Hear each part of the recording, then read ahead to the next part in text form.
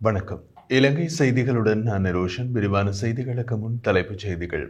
முதலீட்டு ஊக்குவிப்பு மற்றும் பாதுகாப்பு தொடர்பான பரஸ்பர ஊக்குவிப்பு ஒப்பந்தத்தில் இலங்கை மற்றும் ஐக்கிய அரபு எமிரேட்ஸ் கையெழுத்து.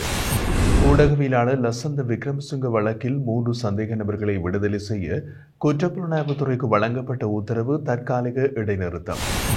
அரசாங்கங்களின் ஒப்புதல்கள் மற்றும் முடிவுகளில் ஏற்படும் தாமதம் காரணமாக மன்னாரின் காற்றாலை மின் உற்பத்தி திட்டத்திலிருந்து விலகுவதாக அதானி குழுமம் அறிவிப்பு.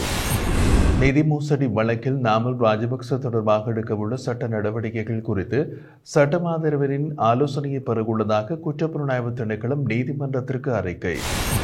தொடர்வது விரிவான செய்திகள். இரு நாடுகளுக்கும் இடையிலான பொருளாதார மற்றும் முதலீட்டு உறவுகளை வலுப்படுத்தும் நோக்கில் முதலீட்டு ஊக்குவிப்பு மற்றும் பாதுகாப்பு தொடர்பான பரஸ்பர ஊக்குவிப்பு ஒப்பந்தத்தை இலங்கை மற்றும் ஐக்கிய அரபு எமிரேட்ஸ் கையெழுத்திட்டுள்ளன.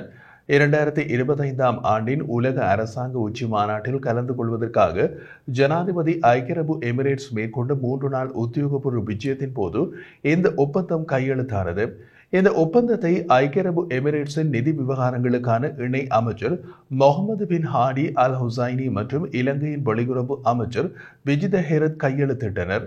இந்த ஒப்பந்தம் வெளிநாட்டு முதலீடுகளின் பாதுகாப்பை உறுதி செய்யும் விதத்தில் உலகளாவிய சந்தைகளில் முதலீட்டு வாய்ப்புகளை விரிவுபடுத்துவதற்கான பாதுகாப்பு சட்ட கட்டமைப்பை உருவாக்குகிறது என்று ஜனாதிபதியின் ஊடகப் பிரிவு குறிப்பிட்டுள்ளது. இரு நாடுகளுக்கும் இடையிலான வெளிநாட்டு முதலீடுகளை எளிதாக்கவும் பலப்படுத்தவும் இந்த ஒப்பந்தம் முதலீட்டாளர் உரிமைகள் பாதுகாப்பு, பொருளாதார ஒத்துழைப்பு மேம்பாடு, முதலீட்டு பாதுகாப்பு வழிமுறைகள், தகராறு தீர்வு கட்டமைப்புகள் மற்றும் கொள்கை கட்டமைப்புகளை நிறுவுகிறது. இந்த ஒப்பந்தம் உலகளாவிய பொருளாதார கூட்டாண்மைகளை வலுப்படுத்தி இலங்கையின் புதிய முதலீட்டு வாய்ப்புகளை உருவாக்கும் விதமாக செயல்படும் என்றும் எதிர்பார்க்கப்படுகின்றது. இது இருதரப்பு பொருளாதார வளர்ச்சி மற்றும் நிதி ஸ்திரத்தன்மையின் முக்கியத்துவத்தை உணர்த்துகிறது.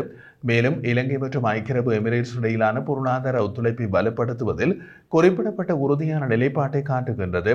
இந்த ஒப்பந்தம் இலங்கையில் வர்த்தகம் மற்றும் வணிக வளர்ச்சியினை ஊக்குவித்து வெளிப்படையான மற்றும் நிலையான முதலீட்டு சூழலையும் உருவாக்குகிறது. மேலும் வெளிநாட்டு நேரடி முதலீட்டை மேம்படுத்தவும் இலங்கையின் முதலீட்டு நிலப்பரப்பை மேம்படுத்தவும் இது உறுதிப்படுத்தும் திடமான வாக்குறுதியாகவும் உள்ளது. முதலீட்டாளர்களின் நம்பிக்கையினை அதிகரித்து புதிய வணிக வாய்ப்புகளை உருவாக்கி பொருளாதார முன்னேற்றத்திற்கு பங்களிக்கும் என்று எதிர்பார்க்கப்படுகிறது. இறுதியாக இந்த ஒப்பந்தம் இலங்கை மற்றும் ஐக்கிய அரபு எமிரேட்ஸ் இடையிலான நீண்டகால கூட்டாண்மையை வலுப்படுத்தி நிலையான முதலீடுகளை எளிதாகவும் இரு நாடுகளுக்கும் இடையிலான வர்த்தக மற்றும் நிதி ஒத்துழைப்புகளை மேம்படுத்தவும் என்றும் தெரிவிக்கப்படுகிறது. ஊடகவியலாளர் லசந்த விக்ரமதுங்க வழக்கில் 3 சந்தேக நபர்களை விடுதலை செய்ய குற்றப்புலனாய்வுத்துறைக்கு வழங்கப்பட்ட உத்தரவு தற்காலிகமாக நிறுத்தப்படுவதாக சட்டமா அதிபர் கல்கிச நீதவான் நீதிமன்றத்திற்கு எழுத்து மூலம் அறிவித்துள்ளார். லசந்த விக்ரமதுங்க வழக்கில் சாட்சியங்களை மறைத்தது மற்றும் செல்வாக்கு செலுத்தியதாக குற்றம் சாட்டப்பட்டு 3 சந்தேக நபர்களை வழக்கிலிருந்து விடுவிக்கலாம் என்றும் அவர்களுக்கு எதிரான சட்ட நடவடிக்கைகளை தொடரப்படாது என்றும் சட்டமா அதிபர் பாரிந்தர் ரணசிங்க குற்றப்புலனாய்வுத்துறையின் இயக்குநருக்கு தெரிவித்துள்ளார். சட்டமா அதிபரின் இந்த பரிந்துரைக்கு எதிராக வெளியான விமர்சனங்களை அடுத்து அரசாங்கம் இந்த விடயத்தை மேலும் ஆய்வு செய்ய உள்ளதாக தெரிவித்துள்ளது. அதன் அடிப்படையில் அண்மையில் லசந்த விக்ரமதுங்கவின் குடும்பத்திற்கு நீதி கிடைப்பதை உறுதி செய்ய அரசு முழுமையாக உறுதி பூண்டுள்ளதாக பிரதமர் ஹரணி அமரசூரிய அண்மையில் நாடாளுமன்றத்தில் உறுதிப்படுத்தியமை குறிப்பிடத்தக்கது. மன்னாரில் காற்றாலை மின் உற்பத்தி நிலையம் அமைப்பது தொடர்பாக பேச்சுவார்த்தை நடத்தி வந்த அதானி குழுமம் அரசாங்கத்தின் ஒப்புதல்கள் மற்றும் முடிவுகளில் ஏற்படும் தாமதங்களின் காரணமாக இலங்கையிலிருந்து விலகுவதாக அறிவித்துள்ளது. இலங்கை மற்றும் இந்திய குழுக்களுக்கு இடையே பல சுற்று பேச்சுவார்த்தைகள் நடைபெற்றாலும் அதானி குழுமம் இலங்கையிலிருந்து மரியாதையுடன் விலகுவதாக இலங்கை முதலீட்டு வாரியத்திற்கு அறிவித்துள்ளது. இருப்பினும் இலங்கை அரசாங்கம் இது குறித்து இன்னமும் பதிலளிக்கவில்லை. பொதுநிலைக்கு சமீபத்தில் சென்ற ஜனாதிபதி அனுரகுமார திசாநாயக்க மற்றும் அவரது குழு இந்திய அதிகாரிகளோடு அதானி திட்டத்தை பற்றி விவாதித்த போதிலும் அதானி மேற்கோள் காட்டிய பணம் மிக அதிகமாக உள்ளது என்பதில் ஜனாதிபதி உறுதியாக இருந்தார். இந்திய தரப்பில் இந்த விவகாரம் மீண்டும் விவாதிக்க தயாராக இருப்பதாகவும் கூறப்பட்டுள்ளது. எனினும் அதானி விவகாரம் தொடர்பான நீதிமன்ற தீர்ப்புக்காக காத்திருக்கின்றதாகவும் அதன் பிறகுதான் முடிவெடுக்கப்படும் என தேசிய மக்கள் சக்தி அரசாங்கம் தெரிவித்திருந்தமை குறிப்பிடத்தக்கது. உள்ளூராட்சி மன்ற தேர்தல் மற்றும் அதனை சுற்றியுள்ள நடவடிக்கைகள் குறித்து கட்சித் தலைவர்களோடு ஆலோசனை மேற்கொள்ள திட்டமிட்டுள்ளதாக பொது நிர்வாகம், மாகாண சபைகள் மற்றும் உள்ளூராட்சி அமைச்சர் சந்தன அபேரத்ன தெரிவித்துள்ளார். கொழும்பில் நடைபெற்றுள்ள நிகழ்வு ஒன்றில் கலந்து கொண்டு கருத்து தெரிவித்த போது அவர் இதனை குறிப்பிட்டிருந்தார். உள்ளூராட்சி தேர்தல் நடைபெறும் தேதியை தற்போது உறுதியாக கூற முடியாது. இருப்பினும் உள்ளூராட்சி மன்ற தேர்தலை குறித்த உயர்நீதிமன்றம் தற்போது சபாநாயகருக்கு வழங்கப்பட்டுள்ளதை அறிந்துள்ளதாகவும் அவர் தெரிவித்தார். அதன்படி பிப்ரவரி 14ஆம் தேதி நாளை வெள்ளிக்கிழமை பாராளுமன்றத்தில் விசேட கலந்துரையாடல் நடைபெறவுள்ளது. இந்த கலந்துரையாடலின் மூலம் கட்சித் தலைவர்களின் நிலைப்பாடுகளை அறிந்த பிறகு தேர்தல் ஆணைக்குழுவால் தேர்தலுக்கான தேதி அறிவிக்கப்படும் என்று அவர் கூறினார். நாமல் ராஜபக்ச உள்ளிட்ட சந்தேக நபர்கள் தொடர்பாக எடுக்க வேண்டிய நடவடிக்கைகள் குறித்து சட்டமா அதிபரின் ஆலோசனையை பெறவுள்ளதாக குற்றப்புலனாய்வு திணைக்களம் இன்று கொழும்பு நீதவான் நீதிமன்றத்துக்கு அறிவித்துள்ளது.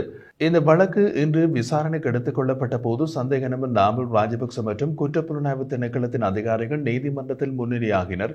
விசாரணைகள் முடிந்தவுடன் சம்பந்தப்பட்ட தகவல்கள் சட்டமா அதிபரின் திணைக்களத்திற்கு அனுப்பப்பட்டுள்ளதாகவும், ஆனால் சட்டமா அதிபரிடமிருந்து இதுவரை ஆலோசனைகள் கிடைக்கவில்லை என்றும் குற்றப்புலனாய்வு திணைக்கள அதிகாரிகள் தெரிவித்தனர். இதனையடுத்து வழக்கை ஆகஸ்ட் 7ஆம் தேதிக்கு ஒத்திவைத்த நீதவான் அந்த நாளில் சட்டமா அதிபரின் ஆலோசனைகள் குறித்த தகவல் நீதிமன்றத்தில் வழங்கப்பட வேண்டும் என்றும் உத்தரவிட்டார். நாமல் ராஜபக்ச பாராளுமன்ற உறுப்பினராக இருந்தபோது சட்டவிரோதமாக சம்பாதித்த 15 மில்லியன் ரூபாவை என்ஆர் கன்சல்டன்சி நிறுவனத்தில் முதலீடு செய்ததாக குற்றம் சுமத்தப்பட்டது. அதன் அடிப்படையில் பண மோசடி தடுப்புச் சட்டத்தின் கீழ் முன்னாள் நல்லாட்சி அரசாங்கத்தின் காலத்தில் நாமல் ராஜபக்ச மற்றும் அந்த நிறுவனத்தின் பணிப்பாளர்களான நித்யா சேனானி சமரநாயக்க, சுஜானி போகல்லாகம மற்றும் சுதர்ஷன கனேகுட ஆகியோருக்கு எதிராக நீதிமன்றத்தில் முறைப்பாடு தாக்கல் செய்யப்பட்டது. ஐக்கிய தேசிய கட்சியும் ஐக்கிய மக்கள் சக்தியும் நடத்தி வந்த பேச்சுவார்த்தைகள் தற்காலிகமாக இடைநிறுத்தப்பட்டுள்ளதாக தெரிவிக்கப்படுகிறது. எதிர்வரும் உள்ளூராட்சி மன்ற தேர்தல்கள் உள்ளிட்ட தேர்தல்களை முன்னிட்டு இரு கட்சிகளும் இணைந்து செயல்படும் நோக்கில் பல சுற்று கலந்துரையாடல்கள் நடைபெற்றதோடு இதில் கலந்து கொள்ள இரு கட்சிகளும் பிரதிநிதி குழுக்களை நியமித்திருந்தன. எனினும் இந்த பேச்சுவார்த்தைகளுக்காக நியமிக்கப்படாத சில தரப்பினரும் கலந்து கொண்டு உண்மைக்கு புறம்பான தகவல்களை வெளியிடுவதாக ஐக்கிய மக்கள் சக்தியின் நாடாளுமன்ற உறுப்பினர் ஒருவர் தெரிவித்துள்ளார். குறிப்பாக சின்னம் உள்ளிட்ட விடயங்களை பற்றிய தகவல்கள் அதிகாரப்பூர்வமாக நியமிக்கப்படாதவர்கள் மூலம் வெளியிடப்படுவதாகவும் இது கலந்துரையாடல்களை பாதிக்கக்கூடும் என்றும் அவர் குறிப்பிட்டார். இதேவேளை ஐக்கிய மக்கள் சக்தி மற்றும் ஐக்கிய தேசிய கட்சி இணைவதை தடுக்கும் நோக்கில் நாடாளுமன்ற உறுப்பினர் ரவி கருணாநாயக்க மறைமுக முயற்சிகளில் ஈடுபட்டு வருவதாகவும் தகவல்கள் தெரிவிக்கின்றன.